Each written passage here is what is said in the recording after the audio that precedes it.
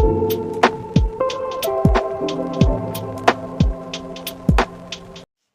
Students, welcome to Kusum classes. तो बच्चों, आज के इस वीडियो में हम करेंगे क्लास 9th की मैथ एक्सरसाइज 2.1 का क्वेश्चन 3 और 4 करेंगे बच्चों। ठीक है, तो क्वेश्चन जो थर्ड है बच्चों, क्या है हमारा कि 35 घात के द्विपद का और 100 घात के एक पदी का एक एक उदाहरण दीजिए।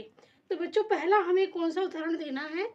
द्विपद का, जिसमें दो पद होते हैं और घात कितनी होनी चाहिए उसमें?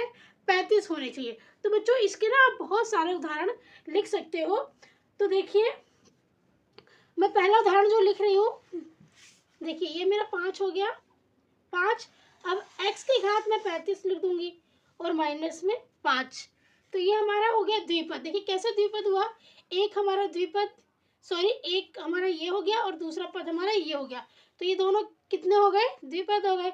और हमें 35 घात बोला है, तो हमने जो हमारा ये चर है x, इसकी घात हमने 35 लगा दी। ठीक है बच्चों, तो ये हमारा हो गया एक उदाहरण, 5x की घात 35 माइनस में 5।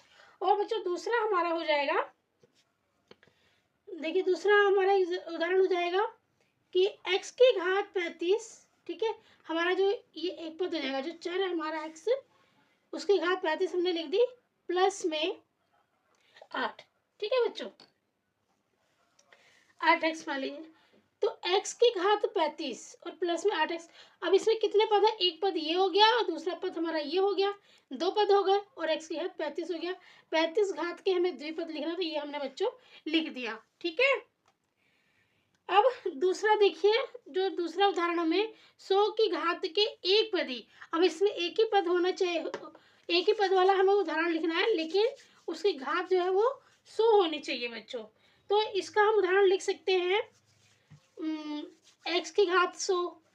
ठीक है, x की घात 100। अब इसमें एक ही पद है x, ठीक है, जो कि हमारा चर है, और x की घात 100, तो ये हमारा एक पद वाला एक पद हो गया। ठीक है, एक पद वाला हमारा उदाहरण हो गया बच्चों। और दूसरा हम उदाहरण लिख सकते हैं यहाँ पे 2x की घात 100, 2x की घात 100, 7x की घात 100। ठीक है, हम बहुत सारे उदाहरण इसके लिख सकते हैं। तो मैं दूसरा उदाहरण यहाँ पे लिख दे रही हूँ, 2x की घात 100। अब इसमें कितने पद हैं? एक ही पद तो है, तो ये एक पद ही हमारा उदाहरण हो गया। ठीक है, तो बच्चों इस प्रकार से हम थर्ड वाले क्वेश्चन को सॉल्व करेंगे, और आप इस तरीके से ना बहुत सारे उदाहरण अपने आप और लिख सकते हो। ठीक है, चलिए अब हम करते हैं फोर्थ क्वेश्चन। फोर्थ क्वेश्चन में क्या है बच्चों हमारा कि निम्नलिखित बहुपदों में से प्रत्येक बहुपद की घात लिखिए।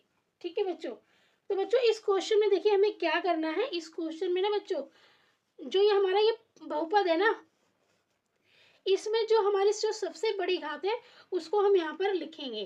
ठीक है, इसमें कौन सी घात लिखेंगे? जो सबसे बड़ी होगी इस पद में हमारी। ठीक है, तो देखिए हमारी सबसे बड़ी घात कौन सी है? देखिए 5x की घात 3। जो हमारे इसमें चर है वो x है, x यहाँ पर भी है, x यहाँ पर भी है और x यहाँ पर भी है।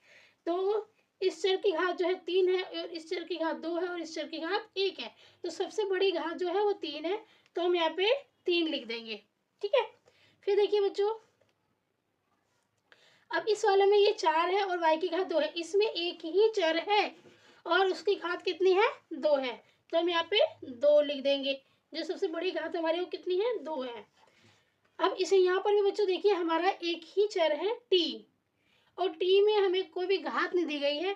तो जब कोई भी घात नहीं दी गई होती तो उसका मतलब क्या होता है? 1, t की घात 1। ठीक है, जो इसमें हमारा चर है वो t है।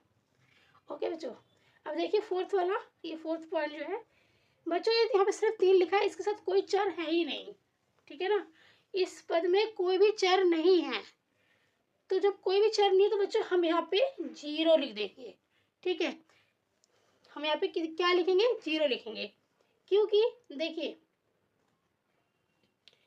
अब हम मान लीजिए x की घात है, यहाँ पे 0 लिखते हैं। अगर x की घात 0 लिखते हैं तो अगर किसी भी चर की घात अगर 0 होती है ना, तो उसका मान कितना होता है? 1 होता है। x की घात 0 है तो इसका मान कितना हो गया बच्चों? ये हमारा 1 हो गया। अगर 3 को 1 से आप गुणा करोगे, 3 1 कम 3 ही हो जाएगा, तो इससे तुम्हारा कोई फर्क नहीं पड़ रहा है। तो इसलिए यहाँ पर कोई भी चर नहीं है, तो हम यहाँ पे क्या लिख देंगे? 0 लिख देंगे। ठीक है, तो इस प्रकार से हम फोर्थ क्वेश्चन को सॉल्व करेंगे। इस प्रकार से बच्चों होगा ये, इसका सॉल्यूशन होगा। उम्मीद करती हूँ कि आपको ये दोनों क्वेश्चन समझ में आ चुके होंगे। अगर दोनों क्वेश्चन समझ में आ गए हैं तो प्लीज़ मेरे वीडियो को लाइक कीजिए, चैनल पर नए हैं तो सब्सक्राइब करके बेल आइकन पर प्रेस कर लेना। ठीक है बच्चों, ताकि जो आने वाली वीडियोज़ है उसकी जो नोटिफिकेशन है आपको समय से मिलती रहे।